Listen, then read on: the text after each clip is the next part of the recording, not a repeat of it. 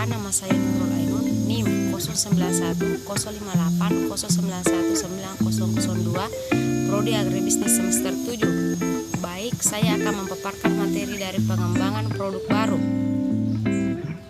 Adapun pokok pembahasan yaitu yang pertama yaitu pengertian produk, 2 siklus hidup produk, 3 desain produk, 4 langkah mendesain produk, dan yang kelima yaitu proses pengembangan produk baru.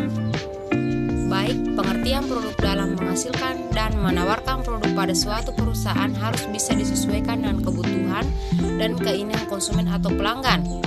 Menurut Sudaryono 2016, produk adalah sesuatu yang dapat ditawarkan ke pasar untuk diperhatikan, dimiliki, dipakai, atau dikonsumsi sehingga memuaskan kebutuhan dan keinginan. Menurut Setyaningrum, produk adalah kumpulan atribut fisik, psikis, jasa, dan simbolik yang dibuat untuk memuaskan kebutuhan dan keinginan konsumen.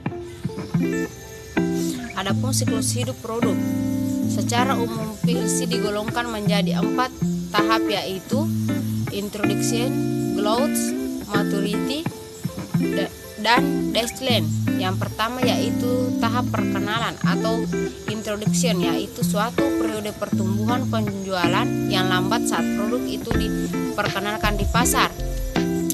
2. Tahap pertumbuhan atau growth, yaitu suatu periode penerimaan pasar yang cepat dan peningkatan laba yang besar. Dan yang ketiga yaitu tahap kedewasaan atau maturity, yaitu suatu periode penurunan dalam pertumbuhan dan penjualan karena produk itu telah diterima oleh sebagian besar pembeli potensial.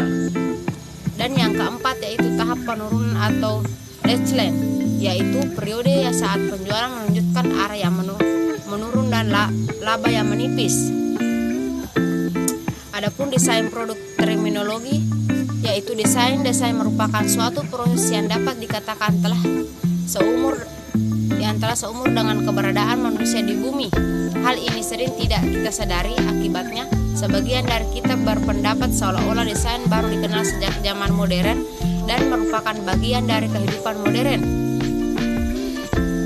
Dalam bahasa sehari-hari, kata desain sering diartikan sebagai sebuah perancangan, rencang atau gagasan. Pengertian seperti ini tidak sepenuhnya salah tetapi juga tidak sepenuhnya benar. Dalam Kamus Besar Bahasa Indonesia dikatakan bahwa desain sepadan dengan kata perancangan. Namun demikian, kata rancang, kata merancang atau rancang, bangun yang sering disepadankan dengan kata desain ini nampaknya belum dapat mengartikan desain secara lebih luas. Kata desain yang sebenarnya merupakan kata baru yang merupakan pengindonesiaan dari kata desain atau bahasa Inggris tetap dipertahankan. Kata desain ini menggeser kata rancang bangun karena kata tersebut tidak dapat mewadahi kegiatan, keilmuan, keluasan, dan pamor profesi atau kompetensi.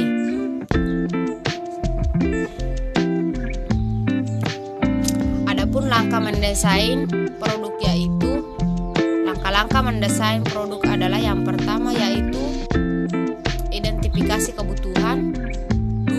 Kumpulkan ide, 3. Menyaring ide, 4. Menganalisa ide tersaring, dan yang kelima menentukan ide yang paling mungkin, 6. Persiapan pewujudan, 7. Membuat sampel dan diuji, 8. Pengujian pasar, dan ke-9 yaitu produksi dan pemasaran dalam arti yang sesungguhnya, 10. Purna jual dan evaluasi.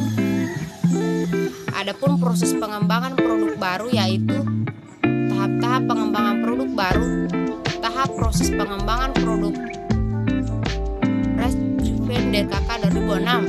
Yang pertama yaitu gagasan produk. Pengembangan produk dimulai dengan pencarian gagasan bagi produk-produk baru. 2. Menyaring. Tahap ini dirancang untuk menghilangkan seluruh gagasan produk yang tidak berhubungan dengan kemampuan atau tujuan perusahaan. 3. Pengujian konsep. Setelah gagasan disaring, perusahaan menggunakan riset pasar untuk mendapatkan input dari konsumen tentang manfaat dan harga. Dan yang keempat yaitu analisis bisnis setelah mengumpulkan opini konsumen. Adapun cara mengevaluasi usulan dengan cara membuat suatu perkiraan tentang tingkat penjualan, biaya produksi, dan keuntungan yang diharapkan sesuai dengan sasaran perusahaan. Pengembangan prototipe sewaktu perusahaan telah menentukan potensi profitabilitas produk. Bagian teknik atau riset dan pengembangan akan membuat prototipe. Dan yang keenam yaitu pengujian produk dan uji pemasaran dengan menggunakan hal-hal yang dipelajari dari prototipe. Perusahaan menjalankan produksi yang terbatas, kemudian perusahaan dapat menguji produk tersebut untuk melihat apakah produknya memenuhi persyaratan kinerja. Dan yang ketujuh yaitu komersialisasi. Jika hasil uji pemasaran positif, perusahaan akan memulai produksi dan pemasaran berskala penuh. Itulah materi yang sempat saya paparkan. Lebih dan kurangnya, Assalamualaikum warahmatullahi wabarakatuh.